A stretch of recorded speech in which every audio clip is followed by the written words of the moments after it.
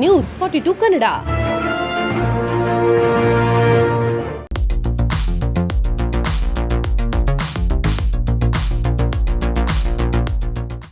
ಮೊನ್ನೆ ಗುರುವಾರ ರಾಜ್ಯದ ಘನತೆವೆತ್ತ ಉಪಮುಖ್ಯಮಂತ್ರಿಗಳಂತ ಸನ್ಮಾನ್ಯ ಡಿ ಕೆ ಶಿವಕುಮಾರ್ ಸಾಹೇಬರು ಬಿಡದಿ ಭಾಗದ ಬೈರಮಂಗಲ ಹಾಗೂ ಕಂಚಿಗಾನಹಳ್ಳಿ ವ್ಯಾಪ್ತಿನಲ್ಲಿ ಆಗ್ತಾ ಇದ್ದಂಥ ಒಂದು ವಿಶಿಷ್ಟ ಯೋಜನೆ, ರಾಷ್ಟ್ರದಲ್ಲೇ ಪ್ರಥಮವಾಗಿ ಆರ್ಟಿಫಿಷಿಯಲ್ ಇಂಟೆಲಿಜೆನ್ಸ್ ಸಿಟಿಯನ್ನು ನಿರ್ಮಾಣ ಮಾಡಬೇಕು. ಆ ನಿರ್ಮಾಣದಲ್ಲಿ ಆ ಎರಡೂ ಪಂಚಾಯಿತಿ ವ್ಯಾಪ್ತಿಯ 26 ಹಳ್ಳಿಗಳ ರೈತರ ಬದುಕನ್ನು ಹಸನಾಗಿ ಮಾಡ್ಕೋಬೇಕು ಮತ್ತು ಅವರನ್ನು ಪಾಲುದಾರಿಕೆಯಲ್ಲಿಟ್ಕೊಂಡು ಈ ಒಂದು ಯೋಜನೆಯನ್ನು ಮಾಡಬೇಕು ಅಂತ ಹೇಳಿ ಒಂದು ಸ್ಪಷ್ಟ ನಿದರ್ಶನವನ್ನು ಆಜ್ಞೆಯನ್ನು ನಮಗೆಲ್ರಿಗೂ ಕೂಡ ಹೊರಡಿಸಿ ಮಾಹಿತಿಯನ್ನು ಎಲ್ರಿಗೂ ತಲುಪಿಸಿದ್ದಾರೆ. ಆ ಸಂದರ್ಭದಲ್ಲಿ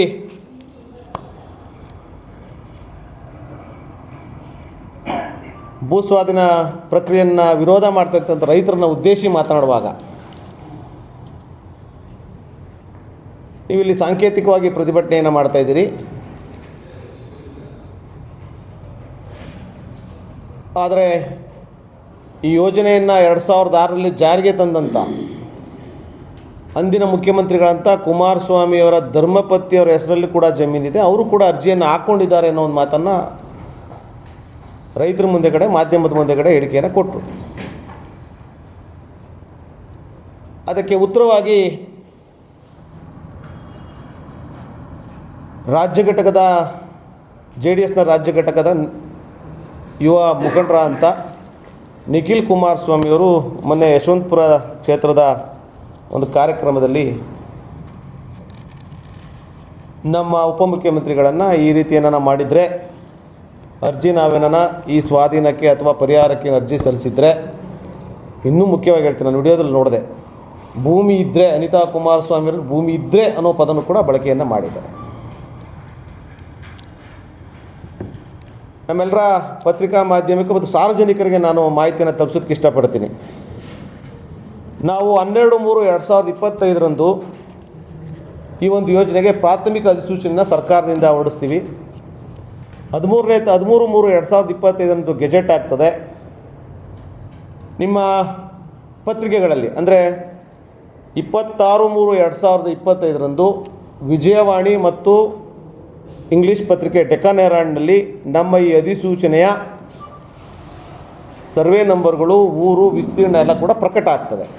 ಇದು ರಾಜ್ಯವ್ಯಾಪಿ ಪ್ರಕಟ ಆಗ್ತದೆ ಮತ್ತು ಎಲ್ಲ ಸಾರ್ವಜನಿಕರು ಕೂಡ, ನಮ್ಮ ರೈತರು ಕೂಡ ಈ ಪತ್ರಿಕೆಗಳು ಮನೆ ಮನೆಗೂ ತಲುಪ್ತವೆ. ನಾವು ಪ್ರಕಟ ಮಾಡಿದಂಥದ್ದು 26/3/2025. ಅದೇ ಅನಿತಾ ಕುಮಾರಸ್ವಾಮಿ ಅವರು ಒಂದು ಅರ್ಜಿ ಇಲ್ಲಿಗೆ ಬರ್ತದೆ. ಯಾವತ್ತು ಬರ್ತದೆ? ನಾವು ಮಾಡಿದ್ದು 26, ಅವರು ಅರ್ಜಿ ಹಾಕಿರ್ತಕ್ಕಂಥ ದಿನಾಂಕ 29/3.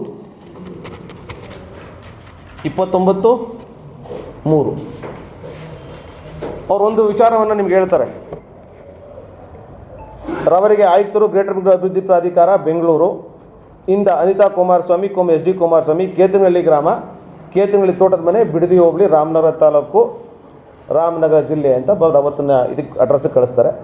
ಏನು ಹೇಳ್ತಾರೆ? ಮಾನ್ಯರೇ, ಮೇಲ್ಕಂಡ ವಿಷಯಕ್ಕೆ ಸಂಬಂಧಿಸಿದಂತೆ ಮೇಲ್ಕಂಡ ವಿಳಾಸದಲ್ಲಿ ವಾಸವಾಗಿರುವ ಅನಿತಾ ಕುಮಾರಸ್ವಾಮಿ ಆದ ನಾನು ತಮ್ಮಲ್ಲಿ ಕೇಳಿಕೊಳ್ಳುವುದೇನೆಂದರೆ, ರಾಮನಗರ ಜಿಲ್ಲೆ, ರಾಮನಗರ ತಾಲೂಕು, ಬಿಡದಿ ಹೋಬಳಿಯ ಬನ್ನಿಗಿರಿ ಗ್ರಾಮದ ಸರ್ವೆ ನಂಬರ್ಗಳ ವಿಸ್ತೀರ್ಣ ಅಂದರೆ 194/3ರಲ್ಲಿ 1 ಎಕರೆ 12 ಗುಂಟೆ, ಡಿಟೋ ಗ್ರಾಮದ ಸರ್ವೆ ನಂಬರಲ್ಲಿ 195/2ರಲ್ಲಿ 2 ಎಕರೆ 4 ಗುಂಟೆ, 190/2ರಲ್ಲಿ 2 ಎಕರೆ 6 ಗುಂಟೆ ಹಾಗೂ ಇದೇ ಜಿಲ್ಲೆ ಇದೇ ಹೋಬಳಿ ಹೊಸೂರು ಗ್ರಾಮದಲ್ಲಿ 408ರಲ್ಲಿ ವಿಸ್ತೀರ್ಣ 4 ಎಕರೆ, 440ರಲ್ಲಿ 3 ಎಕರೆ 24 ಗುಂಟೆ, 438ರಲ್ಲಿ ವಿಸ್ತೀರ್ಣ 4 ಎಕರೆ, 362ರಲ್ಲಿ 7 ಎಕರೆ 34 ಗುಂಟೆ, 247ರಲ್ಲಿ 5 ಎಕರೆ 14 ಗುಂಟೆ, 361/2ರಲ್ಲಿ 2 ಎಕರೆ 36 ಗುಂಟೆ ಜಮೀನುಗಳು ಅನಿತಾ ಕುಮಾರಸ್ವಾಮಿಯಾದ ನನ್ನ ಹೆಸರಲ್ಲಿ ಖಾತೆ ಪಾಣಿಗಳಿದ್ದು ಕೆಲವು ಕಾರಣಾಂತರಗಳಿಂದ ವಿನಯ್ ಗೌಡ MG ಎಂಬ ಹೆಸರಿಗೆ SPA ಮೂಲಕ ಅಧಿಕಾರ ನೀಡಿರುವುದು ಸರಿಯಷ್ಟೇ. ಆದರೆ ಆ ಅಧಿಕಾರವನ್ನು ನಾನು ಈಗ ಹಿಂಪಡೆದಿದ್ದೀನಿ. ಆದ್ದರಿಂದ ನೀವೊಂದು ಪಾಯಿಂಟ್ ಮೆನ್ಷನ್ ಮಾಡ್ಕೊಳ್ಳಿ, ಜಮೀನು ಭೂಸ್ವಾಧೀನವಾದಲ್ಲಿ ಇದಕ್ಕೆ ಸಂಬಂಧಿಸಿದಂತೆ ದಾಖಲಾತಿಗಳನ್ನು, ನೋಟಿಸ್ಗಳನ್ನು ಹಾಗೂ ಇದಕ್ಕೆ ಸಂಬಂಧಿಸಿದ ಯಾವುದೇ ದಾಖಲಾತಿಗಳನ್ನು ನನಗೆ ನನ್ನ ಮೇಲ್ಕಂಡ ವಿಳಾಸಕ್ಕೆ ನೀಡಬೇಕಾಗಿ ಈ ಮೂಲಕ ಮನವಿಯನ್ನು ಮಾಡುತ್ತೇನೆ ಅಂತ ಇಲ್ಲಿ ಕೊಟ್ಟಿದ್ದಾರೆ, ನಮ್ಮ ಆಯುಕ್ತರು ಕೊಟ್ಟಿದ್ದಾರೆ. ಅಂದರೆ ನನಗೆ ಭೂಮಿ ಈ ಹೊಸೂರು ಮತ್ತು ಬನಗಿರಿ ಜಮೀನಲ್ಲಿ ಒಟ್ಟು 29 ಎಕರೆ 10 ಗುಂಟೆ ಜಮೀನಿದೆ. ಅನಿವಾರ್ಯವಾಗಿ ವಿನಯ್ ಗೌಡ ಅನ್ನೋ ಹೆಸರಲ್ಲಿ SPA ಮಾಡಿದ್ದೀನಿ. ನೀವು ಯಾವುದೇ ದಾಖಲಾತಿಗಳನ್ನು ವಿನಯ್ ಗೌಡ ಹೆಸರಿಗೆ ಕೊಡಬೇಡಿ. ಅಂದರೆ ಏನರ್ಥ? ವಾಪಸ್ ತೊಗೊಂಡಿದ್ದೀನಿ ಅಂದರೆ ವಿನಯ್ ಗೌಡ ಏನಾರ ಬಂದು ಅರ್ಜಿ ಹಾಕ್ಬಿಟ್ಟು ಪರಿಹಾರ ತಗೊಬಿಟ್ಟನು ಅಂದ್ಬಿಟ್ಟು ನನ್ನ ಮೇಲ್ಕಂಡ ವಿಳಾಸಕ್ಕೆ ಯಾವುದೇ ದಾಖಲಾತಿಗಳು 2 ಸಾರಿ ಹೇಳ್ತಾರೆ. ಅಂದರೆ ಏನು? ದಾಖಲಾತಿ ಭೂಸ್ವಾಧೀನವಾದಲ್ಲಿ ಇನ್ನೊಂದು ಮೇಯ್ನು ಅಂದರೆ ಭೂಸ್ವಾಧೀನಕ್ಕೆ ನಿಮ್ಮದು ಒಪ್ಪಿಗೆ ಇದೆ ಅಂತ ಆಯಿತು. ರೈತರ ಭೂಸ್ವಾಧೀನಕ್ಕೆ ನಿಮ್ಮದು ಒಪ್ಪಿಗೆ ಇದೆ. ಭೂಸ್ವಾಧೀನವಾದಲ್ಲಿ ಯಾವುದೇ ದಾಖಲಾತಿಗಳನ್ನು, ನೋಟಿಸ್ಗಳನ್ನು ನೀವು ಕೊಡಿ ಅಂತ ಹೇಳಿದ್ದೀವಿ. ನಮಗೆ ನಾವು ಅವತ್ತಿಂದ ಅಧಿಸೂಚನೆ ಮಾಡಿದಾಗ ನಮಗೊಟ್ಟು ಬಂದಿರತಕ್ಕಂಥ ಅರ್ಜಿಗಳು 2197. ಎಷ್ಟು? 2197.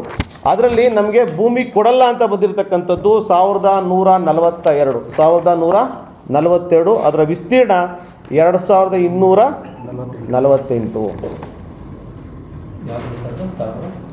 1142 ಜನ ರೈತರುಗಳು ನಮಗೆ ಭೂಸ್ವಾಧೀನ ಪ್ರಕ್ರಿಯೆ ಬೇಡ ಅಂತ ಹೇಳಿದ್ದಾರೆ. ಅದರಲ್ಲಿ 2248 ಎಕರೆ ಒಟ್ಟು ವಿಸ್ತೀರ್ಣ. ಅದನ್ನು ನಾವು ವಿಚಾರಣೆ ಕರಿತೀವಿ. ಇಲ್ಲಿ ನಿಮ್ಗೆ ಯಾಕೆ ಇದನ್ನು ನೀವು ನೋಟಿಸ್ ಕೊಟ್ಟಿದ್ವಿ, ನೀವು ಅದನ್ನು ಅಬ್ಜೆಕ್ಷನ್ ಹಾಕಿದ್ದೀರಾ ಯಾಕೆ ಅಂತ ವಿಚಾರಣೆ ಕರಿತೀವಿ. ಆ ವಿಚಾರಣೆಯಲ್ಲಿ ನಮ್ಮ AC ಅವ್ರ ಹತ್ರ ಬಂದು, SLOಗಳ ಹತ್ರ ಬಂದು 86 ಜನ ಒಪ್ಪಿಗೆಯನ್ನು ಕೂಡ ಕೊಟ್ಟಿದ್ದಾರೆ. ಅದರಲ್ಲಿ 1142 ಜನದಲ್ಲಿ 290 ಜನ ವಿಚಾರಣೆಗೆ ಗೈರುಹಾಜರಾಗಿದ್ದಾರೆ. ನೀವು ನಮ್ಮದು ಮೊದಲು ನಿಖಿಲ್ ಕುಮಾರಸ್ವಾಮಿಯವರು ಜಮೀನು ಇದೆಯಾ ಅನ್ನೋ ಒಂದು ಸ್ಪಷ್ಟೀಕರಣ ನಾನು ಹೇಳಿದ್ದೀನಿ. ನಿಮ್ಮ ತಾಯಿಯವರ ಹೆಸರಲ್ಲಿ ಜಮೀನಿದೆ, ನೀವೇ ಅರ್ಜಿಯನ್ನು ಇದಕ್ಕೆ ಹಾಕಿದ್ದೀರಿ. ನಾವ್ಯಾರೂ ನಿಮ್ಮ ಮನೆ ಬಾಗಿಲಿಗೆ ಬಂದಿರಲಿಲ್ಲ. ಪ್ರಾಧಿಕಾರದ ನೋಟಿಸ್ಗೆ ನೀವೇ ಅರ್ಜಿಯನ್ನು ಹಾಕಿದ್ದೀರಿ. ಯಾವುದೋ ಒಂದು ಫೋನ್ ನಂಬರನ್ನು ಕೂಡ ಮೆನ್ಷನ್ ಮಾಡಿದಿರಿ, ಕೆಳಗಡೆ ಸೈನು ಕೂಡ ನೀವು ಹಾಕಿದ್ದೀರಿ. ಇದು ಮಾನ್ಯ ನಿಖಿಲ್ ಕುಮಾರಸ್ವಾಮಿ ಅವರಿಗೆ ಗೊತ್ತಿಲ್ಲ ಅಂತ ಕಾಣ್ತದೆ. ಗೊತ್ತಿಲ್ಲದಿರೋ ದಯವಿಟ್ಟು ನೀವು ಯಾವ ಫೋನ್ ನಂಬರನ್ನು ದಾಖಲಾತಿ ಮಾಡಿದರೆ, ಯಾರು ಕೊಟ್ಟಿದ್ದಾರೆ ಅರ್ಜಿ ಅನ್ನೋದನ್ನು ನೀವು ಸ್ಪಷ್ಟೀಕರಣ ನೀವೇನು ಮಾಡ್ಕೊಳ್ಳಿ. ಅದ್ರ ಜೊತೆಯಲ್ಲಿ ನಿಖಿಲ್ ಕುಮಾರಸ್ವಾಮಿ ಅವರ ಹೆಸರಲ್ಲೂ ಒಂದಿದೆ ಪಾಣಿ. ಅವರು ಕೂಡ ಒಂದು ಅರ್ಜಿ ಹಾಕಿದ್ದಾರೆ. ಏನಂತ? ಅದನ್ನು ಕೂಡ ಲಕ್ಷ್ಮೀ ದೇವಮ್ಮ ಅನ್ನೋರ ಹೆಸರಲ್ಲಿದೆ, 4 ಎಕರೆ ಜಮೀನು. ನಾನು ಕ್ರಯವನ್ನು ಮಾಡ್ಕೊಂಡಿದ್ದೀನಿ. ಪ್ರೆಸ್ ಮೀಟರ್ ಇನ್ನೊಂದು ಹೇಳಿದ್ರು, ನಾನು 20-25 ವರ್ಷಗಳ ಮುಂಚೆ ನಮ್ಮ ಕುಟುಂಬ ಅದನ್ನು ಖರೀದಿ ಮಾಡಿದೆ ಅಂತ ಹೇಳ್ತಾರೆ. 20 ವರ್ಷಗಳ ಮುಂಚೆ ಖರೀದಿ ಮಾಡಿದೆ ಅಂತ ಹೇಳ್ತಾರೆ. ನಾನು ಇಲ್ಲಿ ಅವ್ರ ಕ್ರಯಪತ್ರದ ದಾಖಲಾತಿಗಳನ್ನ, ಅವರೇ ಕೊಟ್ಟಿರ್ತಕ್ಕಂಥ ದಾಖಲಾತಿಗಳನ್ನು, ನಮ್ಮ ಕಚೇರಿ ಕೊಟ್ಟಿರ್ತಕ್ಕಂಥ ದಾಖಲಾತಿಗಳನ್ನು ನಿಮ್ಮ ಮುಂದೆ ಬಿಡುಗಡೆ ಮಾಡ್ತಾಯಿದ್ದೀನಿ. ಅವರು ಮಾಡ್ಕೊಂಡಿರೋದು 23/7/2024. ಯಾರು? ನಿಖಿಲ್ ಕುಮಾರಸ್ವಾಮಿ ಅವರು ಮಾಡ್ಕೊಂಡಿರ್ತಕ್ಕಂಥದ್ದು 23/7/2024. ಮತ್ತು GPAನು ಕೂಡ ಮಾಡ್ಕೊಂಡಿರೋದು ಅವತ್ತೇ. ಒಂದೇ ದಿನ GPA ಮತ್ತು ಕ್ಯಾನ್ಸಲೇಷನ್ ಮಾಡ್ಕೊಂಡು ಇದು ಮಾಡಿ ಜನರಲ್ ಫಾರ್ ಅಟಾನಮಿ ತಗೋತಾರೆ, ಕ್ರಯವನ್ನು ಮಾಡ್ಕೋತಾರೆ. ಅಂದರೆ 20 ವರ್ಷಕ್ಕೆ ಮುಂಚೆ ನೀವು ಜಮೀನನ್ನು ಖರೀದಿ ಮಾಡಿಲ್ಲ ಅನ್ನಂಗೆ ಆಯಿತು. 23/7/2024 4 ಎಕರೆ ಜಮೀನು ನೀವು 20 ವರ್ಷಕ್ಕೆ ಮುಂಚೆ ಖರೀದಿ ಮಾಡಿದರೆ, ಅಂದರೆ ಬೇರೆಯವ್ರ ಹೆಸರು ಯಾರ ಹೆಸರು ಇಡ್ಬೋದಾಯ್ತು. ಹಂಗಾರೆ ಬೇರೆಯವ್ರ ಹೆಸರು ಯಾರ ಹೆಸರಾದರೂ ನೀವು ಜಮೀನನ್ನು ಖರೀದಿ ಮಾಡಿ ಇಟ್ಟಿದ್ದೀರಾ ಅನ್ನೋ ಪ್ರಶ್ನೆ ನಿಮಗೆ ನಾನು ಕೇಳ್ತೀನಿ. ನಾನು ಈ ಪಾಣಿಗಳನ್ನು ಅವ್ರಿಗೆ ಕೂಡ ಲಗತ್ತಿ ಮಾಡಿದ್ದಾರೆ. ಅನಿತಾ ಕುಮಾರಸ್ವಾಮಿ ವಿರುದ್ಧ ಪಾಣಿಗಳನ್ನು ಕೂಡ ಲಗತ್ತನ ಮಾಡಿದ್ದಾರೆ. ಯಾವಾಗ? SPA ವಿನಯ್ ಗೌಡ ಅನ್ನೋರ ಹೆಸರಲ್ಲಿ ಮಾಡಿಕೊಂಡು ನಂತರ ಈಗ ಖಾತೆಗಳನ್ನು ಅವರು ಮಾಡಿಸಿದ್ದಾರೆ. ನೀವು ಕೂಡ ಗಾಜಿನ ಮನೇಲಿದ್ದೀರಿ. ಬೇರೆಯವರು DK ಶಿವಕುಮಾರ್ ಅವರ ಆಸ್ತಿ, ಅಪಾರ್ಟ್ಮೆಂಟು, ಇನ್ನೊಂದು ಮತ್ತೊಂದನ್ನು ಪ್ರಶ್ನೆ ಮಾಡೋದು ಬಿಟ್ಟು, ಕಾಲೇಜು ಇನ್ನೊಂದು, ಅವರೆಲ್ಲ ಆಗೋಯ್ತು. IT ರೈಡು ಆಗೋಯ್ತು, ED ರೈಡು ಆಗೋಯ್ತು. ಎಲ್ಲ ಥರದ ಇದನ್ನು ಕೂಡ ಅವರು ಎದುರಿಸು ಆಯಿತು, ಉತ್ತರವನ್ನು ಕೊಟ್ಟು ಸಾಬೀತು ಮಾಡ್ಕೊಂಡು ಬಂದು ಆಯಿತು. ದಯಮಾಡಿ ಒಬ್ಬ ರಾಜ್ಯದ ಸೀನಿಯರ್ ರಾಜಕಾರಣಿ ಬಗ್ಗೆ, ಉಪಮುಖ್ಯಮಂತ್ರಿಗಳ ಬಗ್ಗೆ ಮಾತಾಡಬೇಕಾದ್ರೆ ನಿಜವಾಗ್ಲೂ ಕೂಡ ತಾಳ್ಮೆ ಇನ್ನೂ ನಿಮ್ಗೆ ರಾಜಕೀಯ ಭವಿಷ್ಯ ಇರ್ಬೋದು. ನೀವು ರಾಜಕೀಯ ಭವಿಷ್ಯ ರೂಪಿಸ್ಕೋಬೇಕಾದ್ರೆ ತಾಳ್ಮೆಯಿಂದ ವರ್ತನೆ ಮಾಡ್ಕೊಂಡು ಒಂದು ಉಡಾಫಿ ಉತ್ತರ ಹೇಳ್ತಾರೆ. ಅವನು ಯಾರೋ GBD ಅಧಿಕಾರಿ ಕೊಟ್ಟನೋ, ಅವ್ನು ಯಾರೋ GBD ಇವನು ಕೊಟ್ಟನೋ ಅಂತಂದರೆ ಇದು ಸರ್ಕಾರಿ ಒಂದು ಸಂಸ್ಥೆ. ಅಧಿಕಾರದಲ್ಲಿ AS ಆಫೀಸರ್ಸು ಇರ್ತಾರೆ, ಜನಪ್ರತಿನಿಧಿಗಳು ನಿಮ್ಮಷ್ಟೇ ಸೀನಿಯಾರಿಟಿ ಇರ್ತಕ್ಕಂಥ ನಮ್ಮಂಥವ್ರು ಕೂಡ ಇರ್ತಾರೆ. ದಯವಿಟ್ಟು ನೀವು ಮಾತಾಡಬೇಕಾದ್ರೆ ಅಚ್ಚುಕಟ್ಟಿಂದ ಮಾತಾಡಬೇಕು ಅನ್ನೋದನ್ನು ನಾನು ಮನವಿಯನ್ನು ಈ ಮೂಲಕ ಆಗ್ರಹವನ್ನು ಶಿವಕುಮಾರ್ ಸಾಹೇಬ್ರ ಬಗ್ಗೆ ಮಾತಾಡಬೇಕಾದ್ರೆ ದಯವಿಟ್ಟು ಒಂದು ಒಳ್ಳೆಯ ಮಾತುಗಳನ್ನು ಆಡೋ ರೀತಿಯಲ್ಲಿ ನೀವು ಮಾತಾಡಬೇಕು, ನಿಮ್ಮ ಘನತೆಯನ್ನು ಉಳಿಸ್ಕೋಬೇಕು ಅಂತ ಈ ಮೂಲಕ ಅವ್ರನ್ನ ಆಗ್ರಹ ಪಡಿಸ್ತೀನಿ. ನಾವ್ಯಾರೂ ಕೂಡ ಇದನ್ನು ನಾವು ತಂದು ಕ್ರಿಯೇಟ್ ಮಾಡ್ತಕ್ಕಂಥ ಅರ್ಜಿ ಅಲ್ಲ, ನೀವೇ ಸ್ವತಃ